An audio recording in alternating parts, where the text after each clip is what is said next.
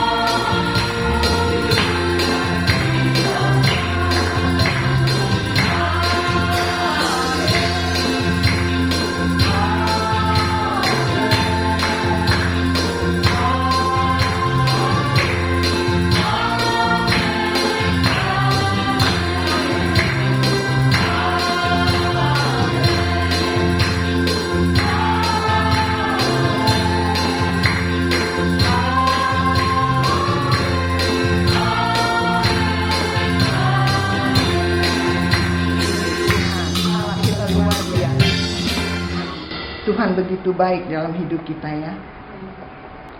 Kita akan mendengarkan firman Tuhan ya. Kita bersyukur dan berterima kasih kepada Tuhan. Tuhan itu luar biasa, sangat luar biasa di dalam kehidupan kita. Tuhan penolong kita. Apapun yang kita hadapi hari-hari ini, hanya Yesus sanggup menolong kita. Dia begitu luar biasa dalam kehidupan kita.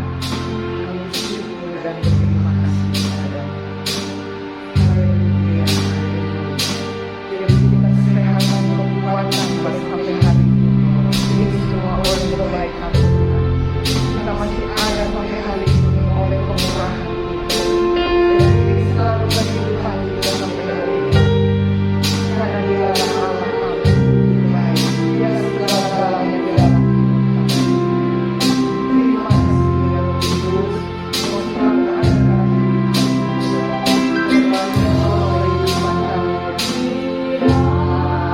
Terima kasih Terima kasih.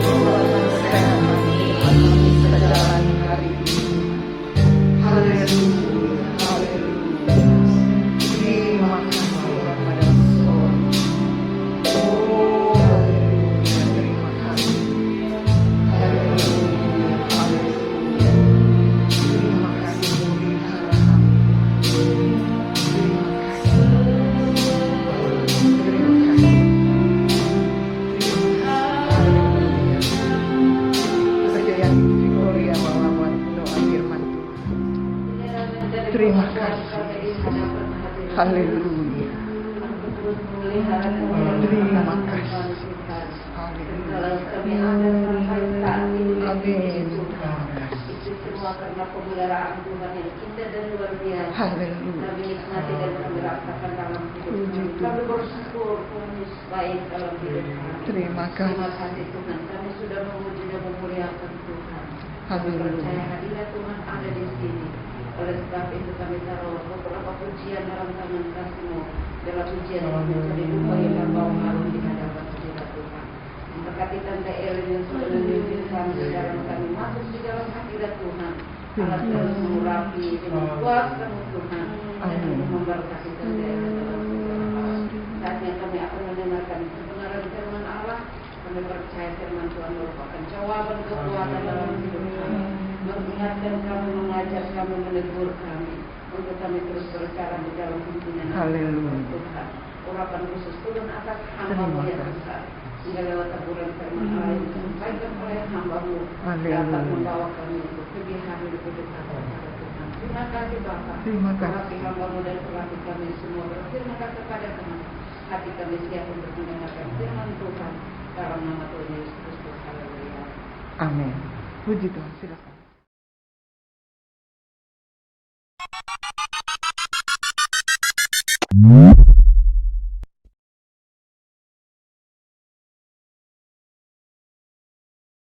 Haleluya, puji Tuhan. Bersyukur untuk kebaikan dan kemurahan Tuhan. Kita masih diberikan kesempatan untuk dapat bertemu kembali bersama-sama, kita bertumbuh dalam pengenalan akan Tuhan, menjadi jemaat yang dewasa secara iman, secara kerohanian, sampai kepada kesempurnaan yang Tuhan inginkan bagi kehidupan kita, untuk kita ada bersama-sama dengan Dia. Puji Tuhan. Mari kita membuka di dalam Yeskiel pasalnya yang ke-36 ayat yang ke-24 sampai ayatnya yang ke-27. Demikian kebenaran firman Tuhan. Aku akan menjemput kamu dari antara bangsa-bangsa dan mengumpulkan kamu dari semua negeri dan akan membawa kamu kembali ke tanahmu. Aku akan mencurahkan kepadamu air jernih yang akan mentahirkan kamu dari segala kenajisanmu, dan dari semua berhala-berhalamu aku akan mentahirkan kamu. Kamu akan kuberikan hati yang baru dan roh yang baru di dalam batinmu, dan aku akan menjauhkan dari tubuhmu hati yang keras dan kuberikan kepadamu hati yang taat. Ayat yang ke-27, Rohku akan kuberikan diam di dalam batinmu, dan aku akan membuat kamu hidup menurut segala ketetapanku dan tetap berpegang pada peraturan-peraturanku dan melakukannya. Puji Tuhan. Kalau kita melihat pada ayat ini, ayat-ayat ini adalah janji Tuhan yang ditujukan kepada kaum Israel yang ada di dalam pembuangan. Mulai dari ayat yang ke-24, janji untuk mengumpulkan dan menjemput orang-orang pilihannya, bangsa Israel, mengumpulkan dan memulihkan kehidupan mereka. Bukan hanya sekedar secara jasmani saja umat Israel dipulihkan, tetapi Tuhan menginginkan lebih daripada itu. Kalau kita melihat di dalam ayatnya yang ke-25 saja, di situ ada janji tentang pengudusan. Bagaimana Tuhan akan mentahirkan, menguduskan bangsa Israel setelah mereka dikumpulkan kembali dan dipulangkan dari pembuangan. Lalu di situ pun dikatakan di dalam ayat yang ke-6, 26, bahwa bagi mereka yang taat, bagi mereka yang setia, yang mau hidup dalam pimpinan Tuhan, akan diberikan hati yang baru, roh yang baru di dalam batin, dan menjauhkan hati yang keras, memberikan hati yang taat. Nah, oleh karena Tuhan yang mengerjakan pemulihan itu di dalam kehidupan orang-orang Israel yang ada di dalam pembuangan, ketika mereka kembali lagi ke dalam tanah perjanjian, di situ pun Tuhan menjanjikan bahwa di dalam ayatnya yang ke-27, roh yang dari Tuhan itu akan menghidupkan, ya. Tadi saya katakan bahwa orang Israel menerima janji Tuhan untuk dipulihkan bukan hanya secara jasmani, tetapi juga secara rohani. Nah, kalau kita melihat dari ayat-ayat yang sudah kita baca tadi, bahwa jelas sekali di sini Tuhan menginginkan orang-orang pilihannya, orang-orang yang percaya kepada Tuhan, bahwa kita saat ini adalah sebagai Israel rohani, ya, orang-orang yang dipilih oleh Tuhan ketika kita mau hidup, mau dibentuk oleh Tuhan, ketika kita menerima Tuhan kita Yesus Kristus sebagai Tuhan dan Juru Selamat yang hidup. Di situ Tuhan menginginkan kehidupan kita itu untuk dikuduskan, menanggalkan sesuatu yang lama yang tadinya adalah kita bawa sebelum kita mengenal Tuhan, ya, hidup di dalam dosa, hidup di dalam ketidaktahuan tentang kebenaran. Tetapi ketika kita menerima Yesus, Allah menginginkan kehidupan kita itu menjadi kehidupan yang baru. Nah, kalau kita melihat dalam ayatnya yang ke-24, di situ jelas sekali dikatakan bahwa Aku akan menjemput kamu dari antara bangsa-bangsa dan mengumpulkan kamu dari semua negeri dan akan membawa kamu kembali ke tanahmu. Di sini janji Tuhan, memang ada satu hal yang dikerjakan oleh Tuhan, walaupun dikatakan ayat tersebut ditujukan kepada bangsa Israel yang ada di dalam pembuangan, tetapi kita yang saat ini hidup di akhir daripada akhir zaman, kita pun dikhususkan oleh Tuhan. Artinya kita dipisahkan dari kehidupan dunia yang berdosa untuk kita hidup di dalam kebenaran firman Tuhan. Ya, kita memisahkan diri dari yang namanya dosa, dari yang namanya sesuatu yang tidak benar, untuk kita hidup fokus di dalam pimpinan Tuhan. Itu yang pertama, kita harus ada keinginan di dalam diri kita untuk mengatakan atau untuk mengambil sikap, oh iya, saya ini anak Tuhan. Jadi cara kita bergaul, cara kita berbicara, cara kita berperilaku, kita juga tidak boleh ikut dengan arus dunia ini, ya. Kita tidak boleh terjerumus atau ikut-ikutan dengan tren dunia yang membawa kita untuk jauh dari hadirat Tuhan. Tetapi kita dikhususkan, kita dikuduskan, dibawa, dikumpulkan, firman Tuhan katakan di dalam ayatnya yang ke-24, menjemput dari antara bangsa-bangsa dan mengumpulkan dan membawa kamu kembali ke tanahmu. Bukankah kita bukan berasal dari dunia ini, firman Tuhan katakan. Ya, kita dari Allah. Dunia ini bukan tempat tinggal kita. Memang kita sekarang ada di dalam dunia ini, kita hidup di tempat ini, tetapi tempat kita yang sesungguhnya, rumah kita yang sesungguhnya adalah bersama-sama dengan Allah di dalam kekekalan. Nah, yang diinginkan oleh Tuhan dalam kehidupan kita, yang pertama adalah di dalam ayatnya yang ke-25, aku akan mencurahkan kepadamu air jernih yang akan mentahirkan kamu. Tuhan ingin agar supaya hidup kita ini dikuduskan. Ya. Mentahirkan itu artinya menyucikan, menguduskan kehidupan kita. Jangan sampai kita berkata bahwa saya tidak mampu hidup kudus, saya tidak mampu hidup benar. Siapa saudara yang mampu untuk hidup kudus? Tetapi ketika kita menyerahkan diri kita ke dalam tangan Tuhan, Tuhanlah yang dengan penuh kasih akan menuntun dan membawa kehidupan kita untuk melakukan hal-hal yang benar dan hal-hal yang kudus. Di kayu salib, Yesus sudah menanggung setiap salah dan dosa kita. Jadi jangan lagi kita kembali kepada hidup yang lama, mengotori diri kita ini yang sudah dikuduskan, sudah disucikan oleh darah anak domba yang tidak bersalah, yaitu Yesus, mengotori kehidupan kita lagi dan membuat pengorbanan Yesus di atas kayu salib itu menjadi sia-sia ketika kita melakukan dosa lagi. Tetapi biarlah di masing-masing kehidupan kita, anak-anak Tuhan, kita memiliki komitmen dan keinginan, bahkan kerinduan untuk setiap hari, setiap saat, setiap waktu kita menguduskan diri kita. Ingat Bapak Ibu Saudara yang terkasih dalam Tuhan, bahwa tanpa kekudusan tidak ada seorang pun yang dapat melihat Allah. Tanpa kekudusan tidak ada seorang pun yang bisa bertahan di dalam hadirat Allah, ya.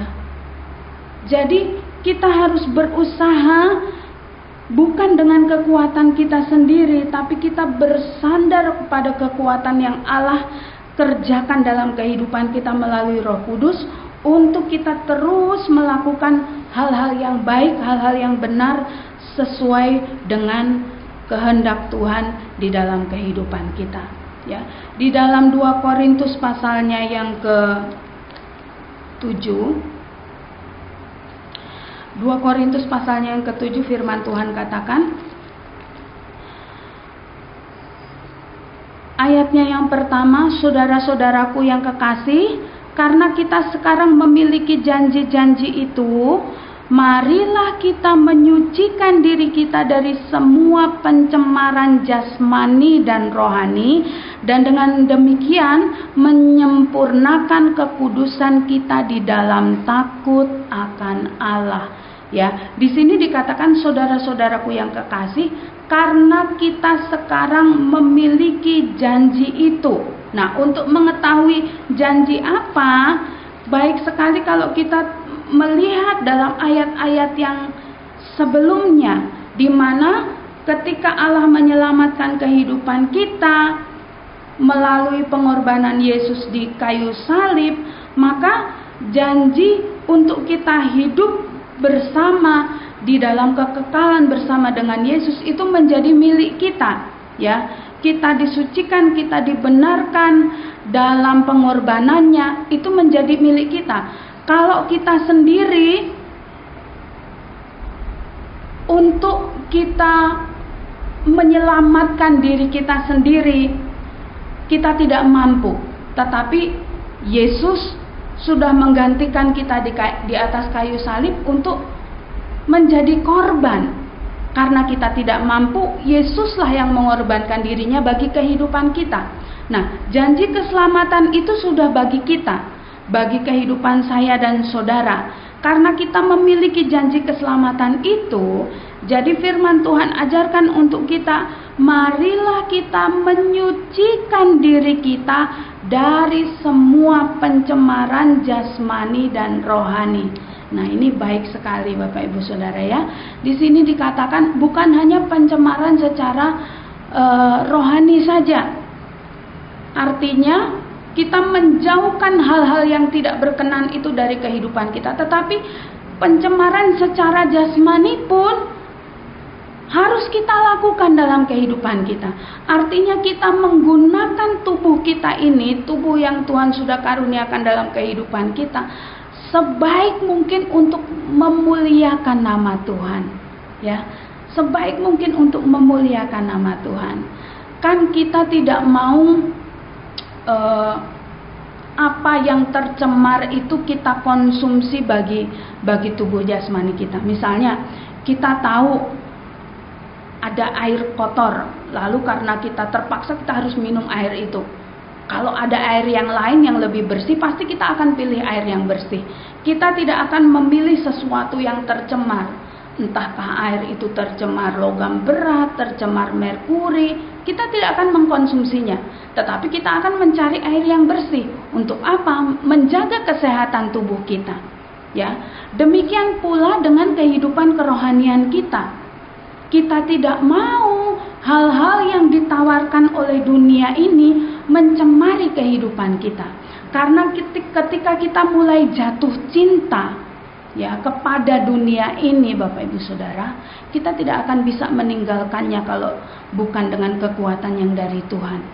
Ya. Firman Tuhan katakan dunia ini sedang menuju kepada kebinasaannya.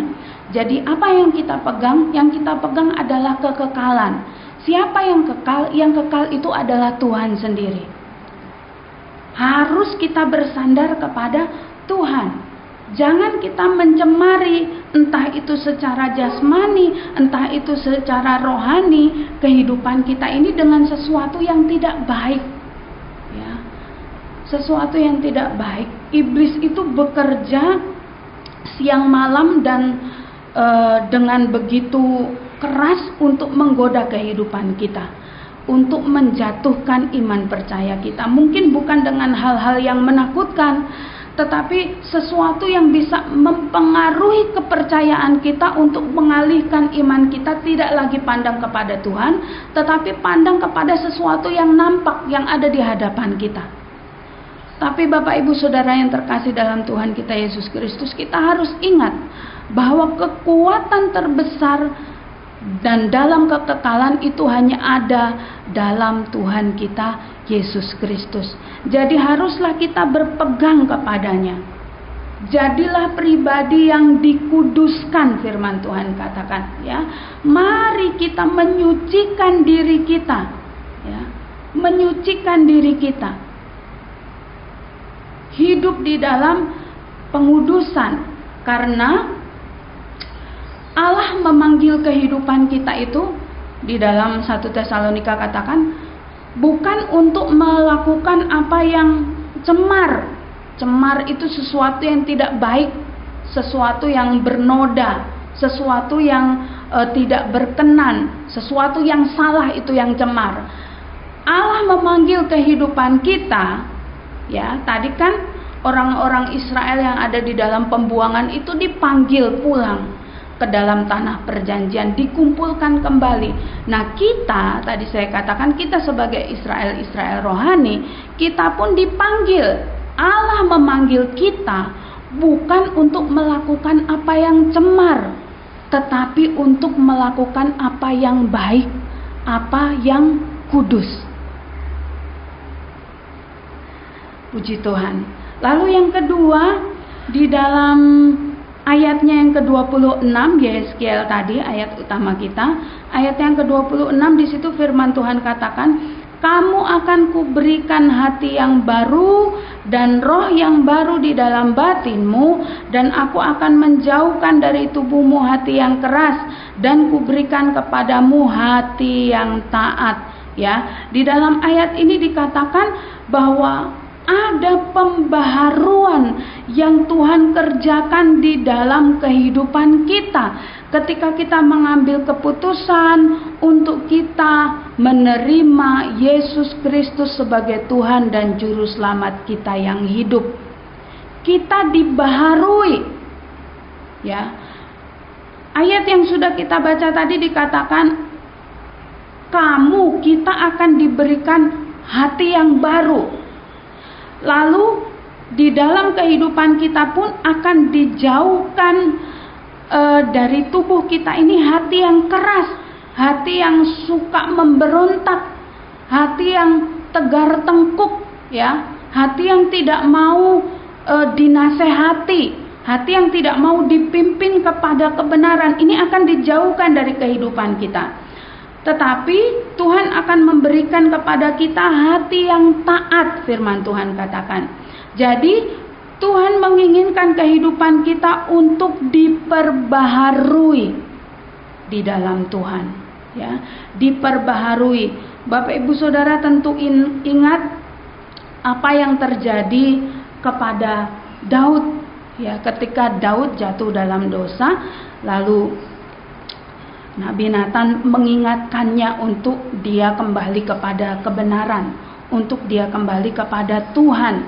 Nah, Daud di situ di dalam doa dan permohonannya mengatakan bahwa perbaharui hatiku dan batinku, jangan ambil rohku. Jadi Daud menyerahkan dirinya, dia tahu kelemahannya, dia tahu kekurangannya, dia mengakui kesalahannya di hadapan Tuhan dan meminta untuk Tuhan memperbaharui batinku dan hatiku, memperbaharui kehidupannya. Bapak Ibu Saudara, siapa yang tidak pernah melakukan dosa? Ya, semua dari kita pernah melakukan dosa. Tetapi jangan sampai ketika kita melakukan dosa, kita berlindung kepada kedagingan kita. Saya kan masih hidup dalam daging, ya. Kita masih di dunia, masih hidup dalam daging, masih bisa berbuat salah. Jangan sampai kita menjadikan itu tameng untuk kita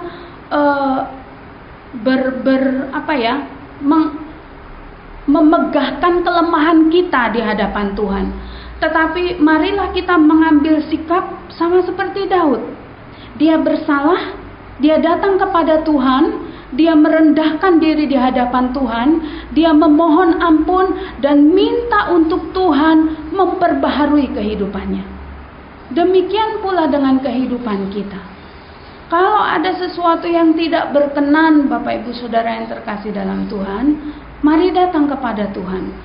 Tuhan itu Maha Pengasih dan Maha Pengampun. Ketika kita datang kepadanya dengan penuh kerendahan hati kita datang kepada Tuhan memohon pengampunannya, Tuhan mengampuni kehidupan kita. Tuhan yang akan mengangkat kehidupan kita. Ya, Tuhan pun akan memperbaharui kehidupan kita. Ya, haleluya. Begitu besar kasih Tuhan atas kehidupan kita. Dalam Kolose pasal yang ketiga, Kolose pasal yang ketiga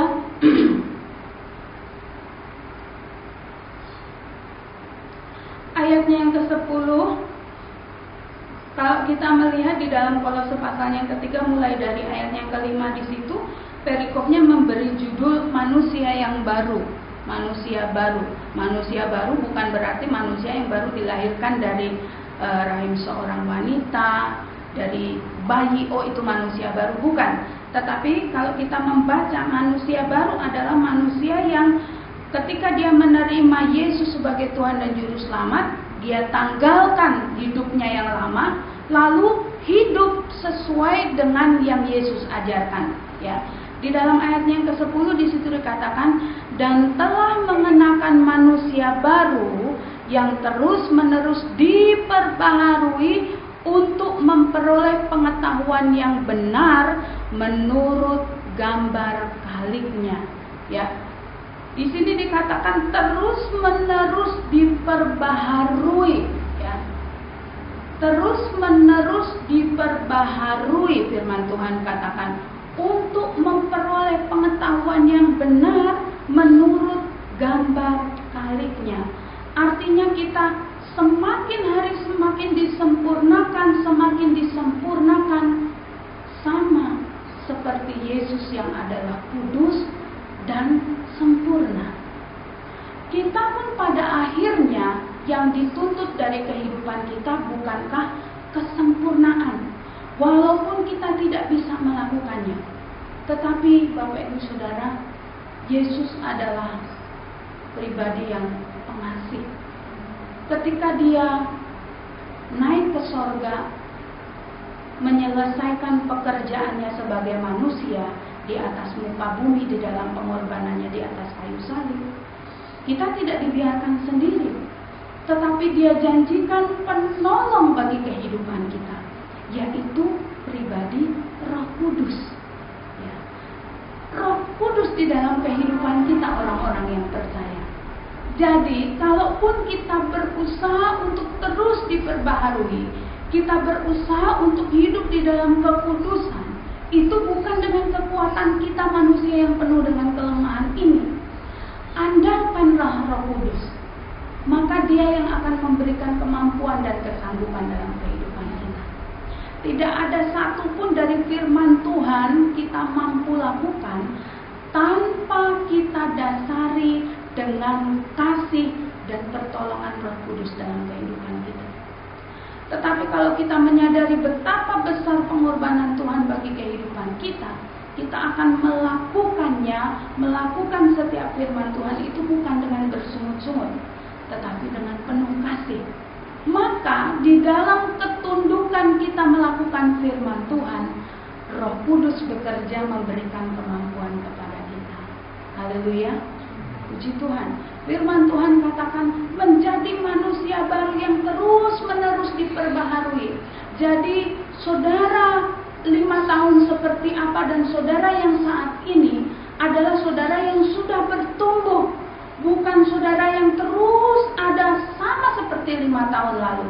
Tidak, tetapi kita menjadi orang-orang yang bertumbuh ya, secara kerohanian, semakin mengerti kehendak Tuhan dalam kehidupan kita.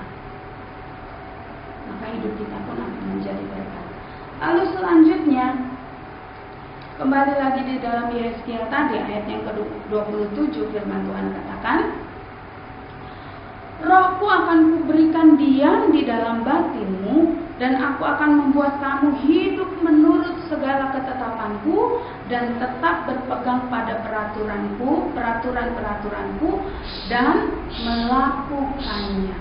Ya, Tuhan inginkan kita menjadi pribadi yang dipenuhi dengan Roh Kudus, karena ketika kita menjadi orang-orang yang dipenuhi dengan Roh Kudus, Roh Kudus itu menghidupkan kehidupan kita, ya. Roh Kudus itu menghidupkan, bukan menghidupkan secara jasmani. Memang sekarang ini kita kan disebut orang-orang yang hidup, bukan orang-orang yang mati. Tetapi ketika seseorang dipenuhkan dengan Roh Allah di dalam kehidupannya, ada jaminan di situ. Jaminan untuk kita menerima semua janji Tuhan, termasuk di dalamnya adalah kekekalan.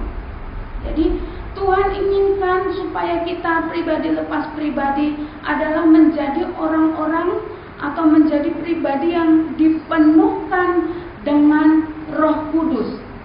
Karena orang yang dipenuhkan dengan Roh Kudus adalah pribadi yang hidup oleh Roh Kudus, ya. Orang yang hidup oleh Roh Kudus adalah orang yang dipimpin oleh Roh Kudus, ya. Orang yang dipimpin. Kalau kita mau menjadi orang-orang yang dipimpin oleh Roh Allah, maka Roh Kudus itu harus senantiasa kita rindukan di dalam kehidupan kita. Coba kita melihat di dalam Roma pasalnya yang ke-8, ayatnya yang ke-9, firman Tuhan katakan, "Tetapi kamu tidak hidup dalam daging, melainkan dalam roh, jika memang Roh Allah diam di dalam kamu. Tetapi jika orang tidak memiliki Roh Kristus, ia bukan milik Kristus." Ya, di sini sangat jelas sekali dikatakan bahwa jika kita hidup di dalam daging, firman Tuhan katakan kita bukan orang-orang yang dipimpin oleh Roh Allah. Sebab Roh Allah itu hanya memimpin orang-orang yang hidupnya menanggalkan kedagingannya dan hidup menurut kehendak Roh Kudus. Jadi ketika kita hidup di dalam daging, berarti kita mati. Kalau kita mau hidup, milikilah Roh Kudus dalam kehidupan kita.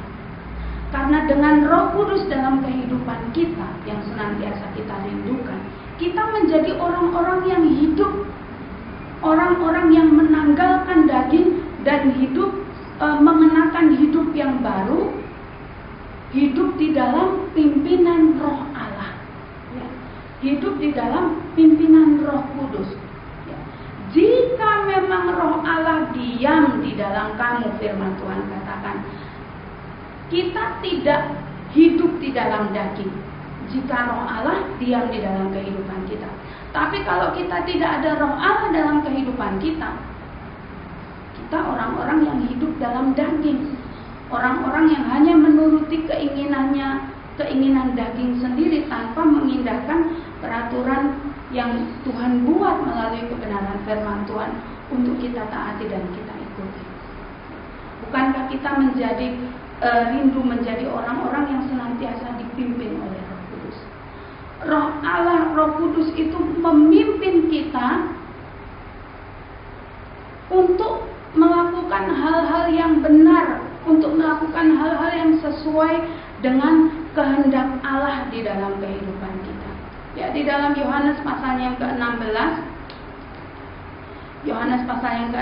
firman Tuhan katakan dalam ayatnya yang ke-13, ini janji bagi kita orang-orang yang percaya. Yohanes 16 ayat yang ke-13, "Tetapi apabila Ia datang, yaitu Roh kebenaran, Ia akan memimpin kamu di dalam seluruh kebenaran, Sebab ia tidak akan berkata-kata dari dirinya sendiri, tetapi segala sesuatu yang didengarnya itulah yang akan dikatakannya, dan ia akan memberitakan kepadamu hal-hal yang akan datang dan seterusnya.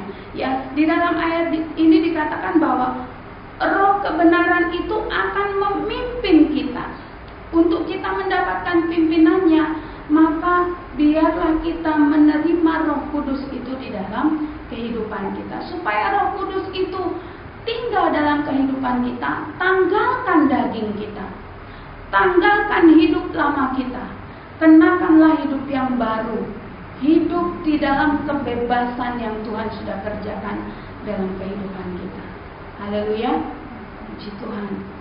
Orang yang hidup oleh Roh Kudus adalah orang yang dipimpin oleh Roh Kudus.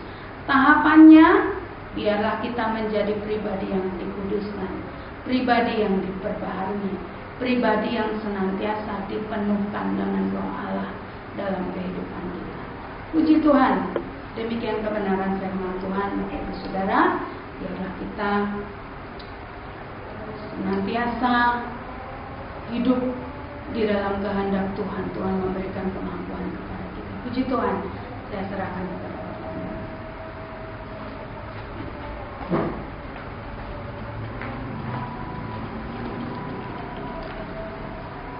Puji Tuhan, saudara, kita sudah mendengarkan firman Tuhan. Saya percaya firman Tuhan sudah memberikan kepada kita kekuatan, meneguhkan kita untuk tetap percaya bahwa Roh Kuduslah yang ada pada kita itu yang akan memimpin kita, menyertai kita di dalam perjalanan kehidupan kita sebagai orang yang percaya kepada Tuhan. Mari saya jemput kita berdiri. Kita nyanyikan itu pujian, Roh Kudus pimpinlah.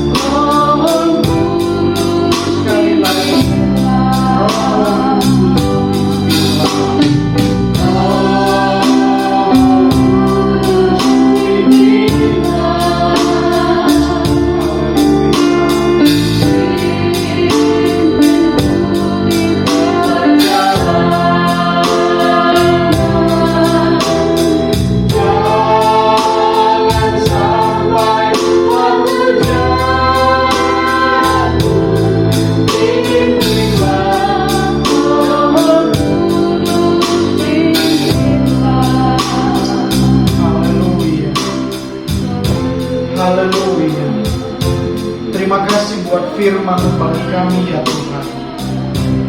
Engkau sudah mengingatkan kami lagi lewat kebenaran firman. Untuk kami tetap setia kepada Engkau, percaya akan semua apa yang firman-Mu katakan ya Tuhan. Tuhan menolong kami ya Tuhan, memberikan kepada kami kekuatan selalu ya Tuhan.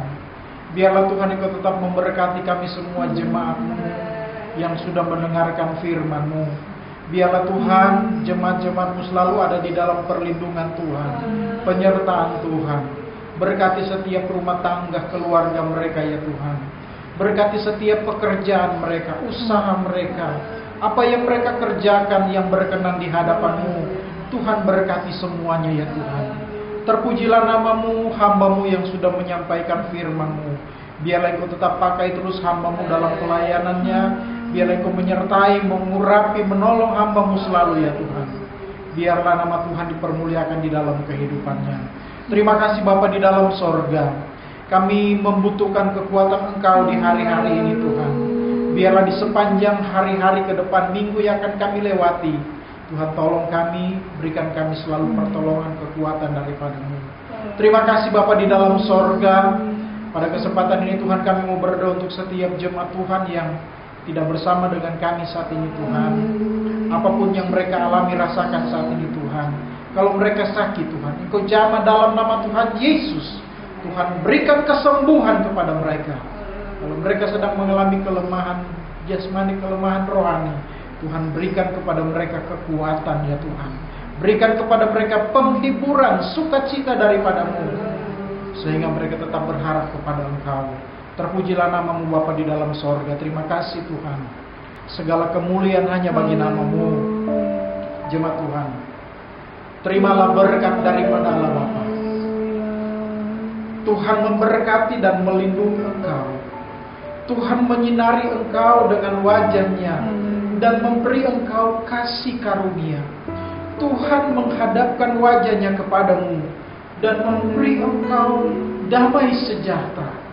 Kita terima berkat ini dalam nama Tuhan Yesus Kristus. Yang percaya bersama-sama kita berkata, amin. Puji Tuhan, Tuhan memberkati kita semua.